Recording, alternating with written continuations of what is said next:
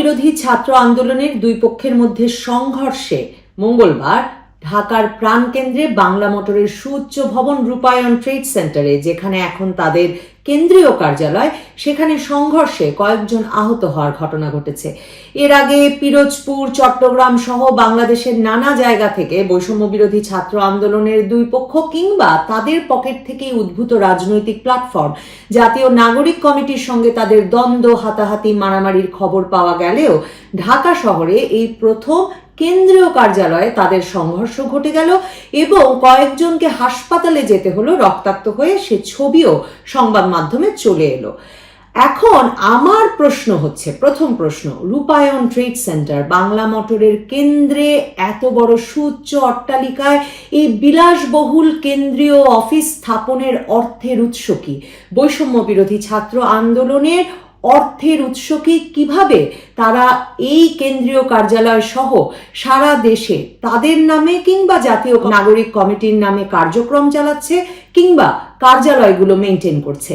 এই প্রশ্নটি করা এখন খুবই জরুরি, কারণ আমরা জানি সারা পৃথিবীর বড় রাজনৈতিক দলগুলো প্রধানত সদস্যদের কাছ থেকে চাঁদা তুলে, না হলে বড় ব্যবসায়ীদের কাছ থেকে টাকা তুলে তাদের রাজনৈতিক কর্মকাণ্ড পরিচালনা করে এবং এর বিনিময়ে রাজনৈতিক দলগুলো নানা রকম সুবিধা দেয় ব্যবসায়ীদের এবং সেজন্য তাদের নানা রকম সমালোচনা আছে। অন্যদিকে গত 2 দশকের বেশি সময় ধরে আওয়ামী লীগ, বিএনপির বিরুদ্ধে আমরা রাজনৈতিক দল পরিচালনার নামে চাঁদাবাজি, টেন্ডারবাজি সহ কোন অভিযোগ তুলি নাই। তাহলে বৈষম্য বিরোধী ছাত্র আন্দোলন, যারা নতুন বাংলাদেশ গড়বার শপথ নিয়ে এসেছেন, সংস্কারের কথা বলছেন, রাজনৈতিক সংস্কার, রাষ্ট্রের সংস্কারের কথা বলছেন, তারা এই বিলাসবহুল অট্টালিকায় এইভাবে রাজনৈতিক দল পরিচালনা করছেন, অর্থের উৎস কি সেটা জানবার দায়িত্ব বা অধিকার সম্ভবত আমাদের আছে। কারা আছে এদের পেছনে? বিলাসবহুল অফিস নিয়ে, কোটি টাকার গাড়ি নিয়ে। এই তাহলে তাদের সংস্কার? আমি ব্যক্তিগতভাবে লাস্ট 15 দিন ধরে একটা প্রাডু চড়তেছি। প্রাডু গাড়িটার দাম হচ্ছে 1,80,00,000 টাকা। হয়তো আগামী সপ্তাহ থেকে ওডি চড়বো। আমার অ্যাকোয়েন্টেন্স এর মধ্যে প্রাডু আছে, ওডি আছে, তারপর হচ্ছে বিএমডব্লিউ আছে, তারপর হচ্ছে মার্সিডিজ আছে, করোলা এক্স থেকে শুরু করে আলফ্রাডো পর্যন্ত আছে। এই যে প্রাডুটা নিয়ে হচ্ছে রিক্সাওয়ালাদের কাছে যাচ্ছি, প্রান্তিক জনপদের কাছে যাচ্ছি। আরেকটা প্রশ্ন, এই যে সমন্বয়কদের বিরুদ্ধে কিছু বলতে গেলেই মার খেতে হচ্ছে, পিটুনি খেতে হচ্ছে, এটা কি ধরনের গণতান্ত্রিক চর্চা? এটাই বা কি ধরনের রাজনৈতিক সংস্কার? মঙ্গলবার ওই কেন্দ্রীয় কার্যালয়ে হাতাহাতি, মারামারি, রক্তারক্তি শুরু হয় কোন জায়গা থেকে? এর আগের দিন ডেমরায় দুই পক্ষের মধ্যে একটা মারামারি হয়েছে। কাজেই ডেমরায় যারা মার খেয়েছেন তারা এসেছিলেন এই মঙ্গলবারে কেন্দ্রীয় কার্যালয়ে বিচার চাইতে। আসার পর কথার পিঠে কথার ভিত্তিতে একজন যেই মাত্র বলেছেন সমন্বয়কদের গুণী না, সাথে সাথে পিটুনি শুরু হয়ে গেছে।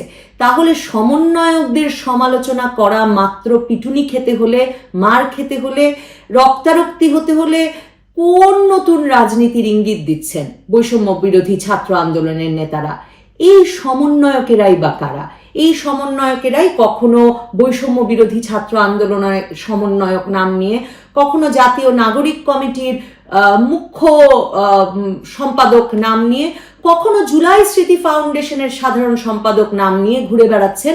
এরা সচিবালয়ে হম্বিতম্বি করছেন, এরা শিক্ষা প্রতিষ্ঠান থেকে, সংবাদ মাধ্যম থেকে, উচ্চ আদালতে কে কোন পদে থাকবেন, থাকতে পারবেন না, কে পদোন্নতি পাবেন সেসব তালিকা করছেন। কোটা বিরোধী আন্দোলন করে এসে কোটা তৈরির সবচেয়ে বড় কারিগর হয়ে উঠেছেন এরা। এছাড়াও এরা এর হাত গুড়িয়ে দেবেন, এর হাত ভেঙে দেবেন, একে কথা বলতে দেবেন না, ওকে কথা বলতে দেবেন, এসব করে বেড়াচ্ছেন, নানা রকম রব তুলছেন। কখনো 2 ঘন্টার আলটিমেটাম দিচ্ছেন সরকারকে বা কোনো প্রতিষ্ঠানকে, কখনো 2 সপ্তাহের আলটিমেটাম দিচ্ছেন। তো এত ক্ষমতা যাদের হাতে, তারা যে ক্ষমতার ভাগ বাটোয়ারা নিয়ে মারামারি করবেন, এটাই তো স্বাভাবিক, ঠিক না? কি আদর্শে তাদের রাজনীতি এটা পরিষ্কার তারা এখন পর্যন্ত করেন নাই, 6 মাস চলে গেছে।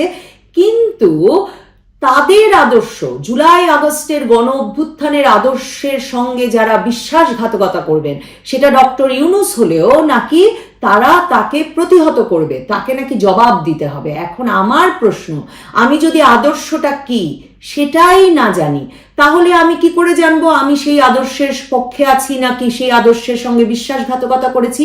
কোটা আন্দোলনের সময় ছাত্র জনতার ওপর পুলিশি বাহিনীর নির্যাতন, গুলি চালনা, সরকারের অবস্থান, সব মিলিয়ে সরকার পতনের, হাসিনা পতনের এক দফা এক দাবি আন্দোলনে মানুষ পথে নেমে এসেছিল।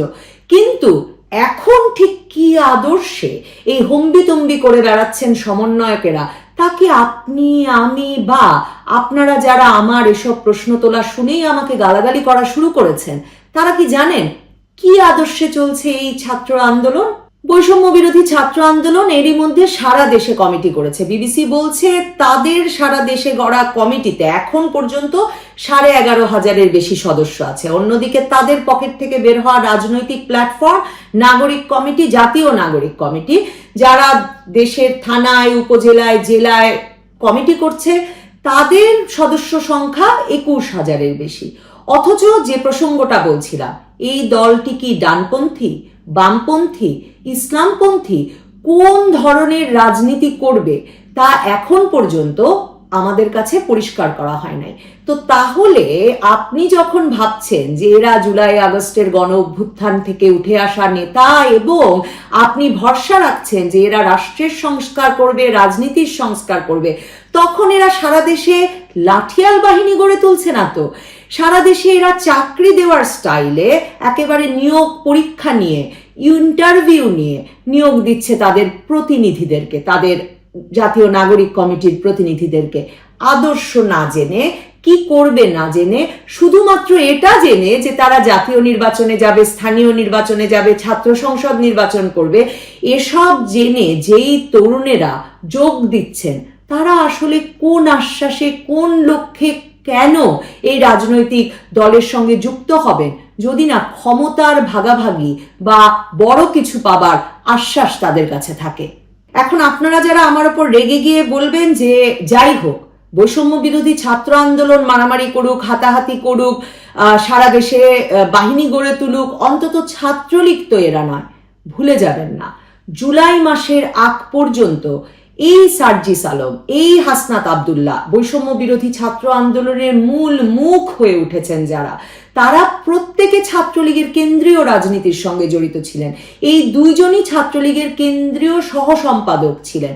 হঠাৎ করে জুলাই মাসে ভোল পাল্টে তারা ছাত্র জনতা, সাধারণ ছাত্র জনতা হয়ে উঠলেন এবং ছাত্র আন্দোলনের নেতা হয়ে উঠলেন। জুলাই মাসের মাঝামাঝি ভোল পাল্টে আন্দোলনের সমন্বয়ক সেজে এরা এখন জায়গায় জায়গায় গিয়ে প্রশ্ন তুলছেন, আপনি, আমি, আমরা কোথায় ছিলাম 15 বছর ধরে? দেখুন, ইউনূস সরকারের আশকারায় যখন সারা দেশে বাহিনী গড়ে তুলছেন তারা, তখনও আমরা জানি না তাদের ওই ছদ্মবেশের কারণ, তাদের ওই ছদ্মবেশের রাজনীতি আদৌ এখনো শেষ হয়েছে কিনা এবং কি তাদের রাজনৈতিক আদর্শ। বঙ্গবন্ধু যখন তার গাড়িতে উঠবেন, ব্রিটিশ প্রধানমন্ত্রী নিজে সে গাড়ির দরজা খুলে দিলেন। সাংবাদিকদের প্রশ্নে তিনি উত্তরে বলেছিলেন, আমি জানি আমি কাকে সম্মান জানিয়েছি, আমি জানি কাকে কতটুকু সম্মান জানাতে হয়। তিনি কোনো সাধারণ মানুষ নন, তিনি একটি জাতিকে মুক্তিদাতা, এক মহান বীর। সারা পৃথিবীতে ছাত্র আন্দোলন শেষে ছাত্ররা শিক্ষা প্রতিষ্ঠানে ফিরে যায় এবং আপনার মনে থাকবে আগস্ট মাসেও চট্টগ্রাম বিশ্ববিদ্যালয়, জগন্নাথ বিশ্ববিদ্যালয় সহ অনেক বিশ্ববিদ্যালয়ের সমন্বয়কারীরা একযোগে পদত্যাগ করেছিলেন যে তারা মনে করেন না যে সকল ছাত্র জনতার সমন্বয়ে যে এক দফা এক দাবির আন্দোলনে তারা সফল হয়েছেন, যে গণ অভ্যুত্থান তারা ঘটিয়েছেন, তারপর এখন একটা রাজনৈতিক প্ল্যাটফর্ম এই বৈষম্য বিরোধী ছাত্র আন্দোলনের পকেট থেকে সৃষ্টি হতে পারে। কিন্তু হয়েছে, জাতীয় নাগরিক কমিটির নামে রাজনৈতিক প্ল্যাটফর্ম গড়ে তোলা হচ্ছে। এখন আপনাকে আমাকে তো প্রশ্ন করতে হবে যে এই যে তারা ব্যানার ফেস্টুন নিয়ে থানা থেকে, জেলা থেকে, উপজেলা থেকে তাদের দল এসে 16ই ডিসেম্বরে বিজয় র্যালি করলো, এই বিজয় র্যালিতে আসা যাওয়ার খরচ তাদের কর্মীদের কে দিল? ব্যানার ফেস্টুনের খরচ তারা কোথায় পাচ্ছে? মানে তারা এমন সুসংগঠিতভাবে আগস্ট মাসে তারা সরকারের পতন ঘটালো, আর সাথে সাথে এতটা সুসংগঠিতভাবে এতটা আর্থিক শক্তি নিয়ে তারা জনবল গড়ে তোলার সুযোগ কিভাবে পাচ্ছে? সারা দেশে তাদের যত সভার খবর পাই, দেখতে পাই, ছবি দেখি, সবখানে তারা শীতাতপ নিয়ন্ত্রিত ঘরে বসে আছেন। তো এদের পেছনে কারা আছেন? কারা তাদের সংগঠিত করেছেন? কারা তাদেরকে দল গঠনের প্রস্তুতি নিতে এই বিপুল পরিমাণ অর্থ যোগান দিচ্ছেন? এই অর্থ যোগান দানকারীদের নামও যদি আমরা জানতে পারতাম, তাহলেও হয়তো বুঝতে পারতাম কোন আদর্শ নিয়ে রাজনৈতিক দল গঠন করছেন এরা। ফেসবুকে পোস্ট দিয়ে সার্জিস আলম জানিয়েছেন তিনি জুলাই শহীদ স্মৃতি ফাউন্ডেশনের সাধারণ সম্পাদক পদে আর থাকছেন না। একই সঙ্গে তিনি বৈষম্য বিরোধী ছাত্র আন্দোলনের অন্যতম সমন্বয়ক, তাদের রাজনৈতিক প্ল্যাটফর্ম জাতীয় নাগরিক কমিটির মুখ্য সংগঠক, আবার জুলাই শহীদ স্মৃতি ফাউন্ডেশনের সাধারণ সম্পাদকের দায়িত্ব পালন করছিলেন। তো এখন তিনি বলছেন যে সময়াভাবে তিনি যথেষ্ট সময় দিতে পারবেন না এই ফাউন্ডেশনের কাজে, তাই তিনি সরে দাঁড়াচ্ছেন এবং মুগ্ধর ভাই মীর স্নিগ্ধ এখন থেকে জুলাই শহীদ স্মৃতি ফাউন্ডেশনের দায়িত্ব পালন করবেন। আমরা জানি যে জুলাই আগস্টে আহতদের রাগ ক্ষোভের কথা, দিনের পর দিন হাসপাতালের চিকিৎসার খরচ, কারো কারো ব্যয়বহুল অপারেশনের খরচ, ওষুধের খরচ, দীর্ঘ সময় ধরে মাসের পর মাস ধরে চলা পুনর্বাসনের খরচ, এগুলো মেটাতে না পেরে কখনো তারা হাসপাতালে, কখনো তারা রাস্তায়, কখনো তারা সচিবালয়ে গিয়ে বিক্ষোভ করেছেন, কিন্তু তাদের সমস্যা মেটে নাই। সংবাদ মাধ্যমে ধর্ণা দিয়ে এক একজন তাদের দুর্দশার কথা, বিপদের কথা জানাচ্ছেন, বলছেন 16000 নম্বর, যেটা জুলাই শহীদ স্মৃতি ফাউন্ডেশনের হটলাইন, সেখানে ফোন করলে কাকে পাওয়াই যায় না, আর এই ফাউন্ডেশনের ভেরিফিকেশন শেষই হচ্ছে না। ডক্টর মোহাম্মদ ইউনূস অবশ্য সাম্প্রতিক সাক্ষাৎকারেও বলেছেন যে এই ফাউন্ডেশনের কোনো টাকার অভাব নাই, আহত নিহতদের দেওয়ার মতো টাকার কোনো অভাব নাই, তবে কত সময়ের মধ্যে এই কাজ করা যাবে তা যেহেতু কথা রাখা যাবে না, তাই সুনির্দিষ্ট কোনো সময় তিনি দিতে পারছেন না। 31শে ডিসেম্বর পর্যন্ত এই ফাউন্ডেশন হিসাব দিয়েছে যে তারা 48 কোটি টাকা বিতরণ করেছে। এখন সার্জিস আলম যে জুলাই শহীদ স্মৃতি ফাউন্ডেশনে আর সময় দিতে পারবেন না, সেটা খুবই স্বাভাবিক। কারণ ধরেন আহত নিহতদের কাছে অর্থ পৌঁছে দেওয়া, তাদের ভেরিফিকেশন শেষ করা, তাদের তালিকা করা, এর চেয়ে আসলে অনেক জরুরি এবং এর চেয়ে অনেক গুরুত্বপূর্ণ কাজ এখন সার্জিস আলমের জন্য হয়ে উঠেছে পঞ্চগড়ে জনসংযোগ। তাকে দেখা যাচ্ছে তিনি পঞ্চগড়ে গিয়ে বলছেন পঞ্চগড়ের মানুষ চাইলে তিনি সেখান থেকে সংসদ সদস্য হিসেবে নির্বাচন করবেন, এবং রাজনৈতিক নেতাদের মতো সেখানে তিনি দরিদ্র মানুষ জড়ো করছেন, কম্বল বিতরণ করছেন এবং বলছেন যে পঞ্চগড়ের উন্নতিতে তিনি তার জীবন উৎসর্গ করতে চান। তবে সার্জিসের জনসংযোগের খরচ কিংবা কম্বলের খরচ কোথা থেকে আসছে তা যেমন জানা যায়নি, তেমনি ঠিক কোন রাজনৈতিক আদর্শ নিয়ে তিনি রাজনীতির মাঠে নেমেছেন, সেটা কি তার পুরনো আদর্শ ছাত্রলীগের আদর্শ, নাকি নতুন কোনো রাজনৈতিক আদর্শ নিয়ে তাদের দল বৈষম্য বিরোধী ছাত্র আন্দোলন কিংবা তার দল জাতীয় নাগরিক কমিটি রাজনীতির ময়দানে আসছে, তা এখনো পরিষ্কার নয়। এই প্রশ্নগুলো তোলা জরুরি, এই প্রশ্নগুলোর উত্তর চাওয়া আমাদের দায়িত্ব।